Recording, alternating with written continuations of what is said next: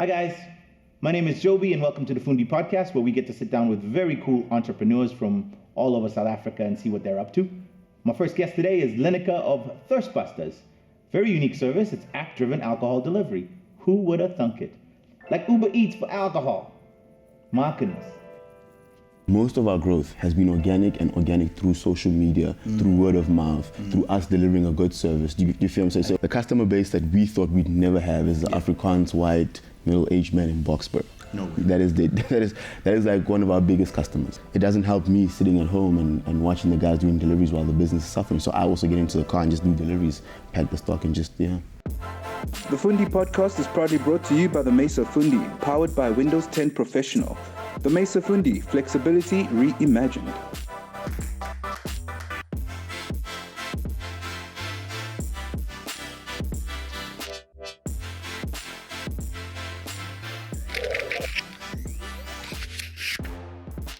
Linaker, how's it going? thanks for being here, man. Thanks for inviting me. I love your story. One, I'm mad that I never thought of what you do. And I'm even more mad that, okay, now that I know what you do, I'm trying to figure out, so how do I get into this thing?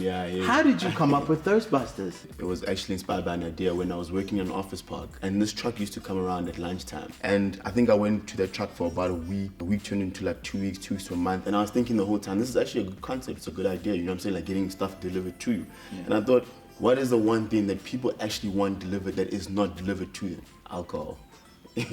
How many times as well have you been sitting at home chilling? It's 10 o'clock, the bottle stores are closed. You know of the one place that's open, but it's a drive to get there first and foremost. There's cops. Third thing is you're already drunk. You don't want to drink and drive. Don't want to do that. Exactly. How's it about bringing convenience to people and actually delivering alcohol to their doorstep? Once you introduced your business to me, and my business partner, Mac, and I, all we did was on the drive back from that function, it was a party.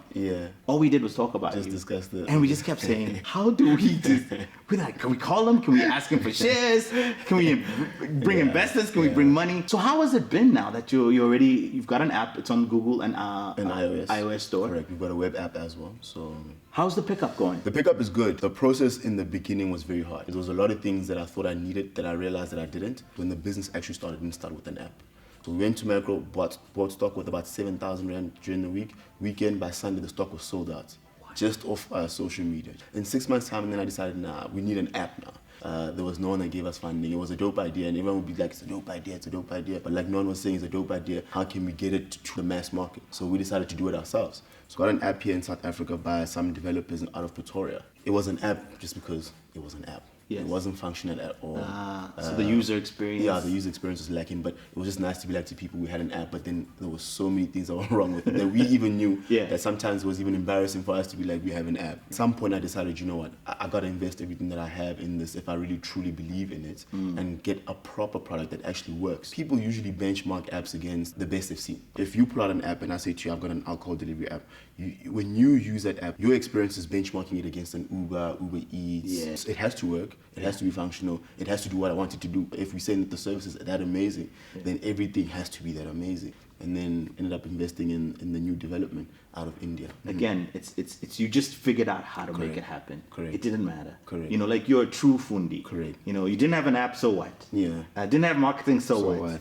You went to Macro, bought the drinks, figured it out. Yeah. And slowly by slowly, the word has gotten out. Correct. What are the unique surprises you've learned along this? Like, especially from a customer perspective. Yeah. What are the different types of customers that you never thought you would have? Yeah. But for some reason, while you thought this was my customer, what happened? The customer base that we thought we'd never have is the Afrikaans white middle-aged man in Boksburg. No way. That is like one of our biggest customers. When we first got our inventory, Cliff Drift was like so little. We're like, Cliff Drift, who drinks Cliff Drift? You know what I'm saying? But now Cliff Drift has become like our biggest seller because of those guys in Boksburg. So the Boksburg market, the Centurion market, those are markets that have been surprising. And surprising enough, the Nigerian guys as well that like come and visit the country. Yes. Because in the Nigerian community, if you do something right, the word spreads. Yes. The one clientele here is on the Cliff Drift and Carling Black Label. Then what are the international visitors ordering? Hennessy. Yeah, Hennessy is like our biggest seller. Doesn't matter what. Doesn't matter. Hennessy is like, we go through like a case of 2 of Hennessy like every weekend. Like that's definite. Like Hennessy's like our number one seller. My goodness. Yeah. So what have been some of your other stumbling blocks, or I guess logistical issues? From a delivery perspective, did you have a vehicle? How are you guys doing this? The delivery is still an issue because you're competing, as I said, with like big guys who are paying so much more per delivery, and like the delivery guys don't understand that like you starting out, and then it's like, yo, dude, like I need to feed my family. I'm gonna go with the bigger guy. If you can't offer me what they're offering, sorry. The logistical part of it, in terms of the times that we operate, because our busiest times are at night, and the delivery guys, the Uber guys, they used to work during the day. And you operate deep into the night. We operate deep into the night. So by 9 p.m., most of them are shut down. 9 p.m., you're picking up. Correct. We've had to do a lot of the deliveries ourselves. We still do. It doesn't help me sitting at home and watching the guys doing deliveries while the business is suffering. So I also get into the car and just do deliveries, pack the stock, and just, We've got 2 bikes, we've got a car, and we're looking for another vehicle now to do the deliveries. Yes. And we're also looking at onboarding other drivers as well. Yeah. Besides the alcohol, what are the other little unique things you started to add on? What are the customers telling you? There's a lot of things that like go hand in hand with alcohol. Yes. Right. And we know this. And we could shy away from it, but we're like, nah, let's actually incorporate this into the service. What are those things? The condoms. That was like our biggest demand. Really? Condoms. So we deliver and people will be like... So alcohol was first, condoms was next. Condoms then it's was like, next. I need snacks. Yeah, now I need snacks. But like condoms is like the biggest demand. So people will be like, you deliver to them, like, can you please quickly just go to the garage and just get me condoms and be as discreet as possible about it? And we're like, No way. Why don't we just incorporate this into the app? We get condoms, we can just sell them to the guys. There's been points where someone has ordered from the app and we've gotten there and the person wasn't there to pick up their delivery. Yeah. But that's like maybe 2 since we've started operating. Really? Do you know what I'm saying? So Yeah. thankfully, like, that's not a major issue. I want to understand where this fire and this passion for business comes from. My mom was a single parent, so she shipped me to the Free State to go live with my great-grand at the time. My great-grand ran a successful tavern she couldn't read or write.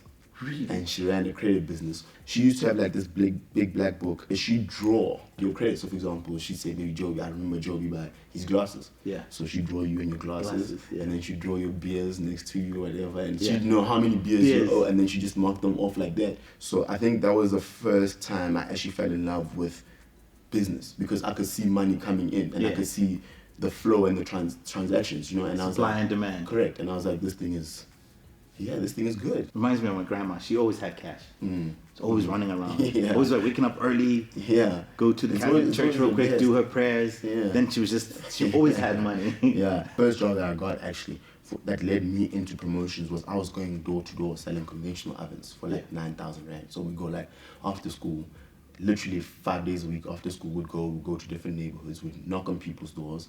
I'd come through, listen, Jobie, I'd like to come through later on and demo this conventional oven that I have. This thing cooks meat and your veggies at the same time. So I'd work throughout the night. I'd work till about like 10, 11. I was 16, still in high school, Monday to Friday. My mom obviously didn't approve, but I was just like, yo, man, I want to get this cash, And then I went into a house one time, and I knocked into this house, and the lady was like to me, oh my goodness, you're so good, I want to offer you a job. No way. And then I started doing promotions for Samsung throughout high school and varsity. That's a phenomenal story. So the sales and the hustle, that's just always been ingrained in you.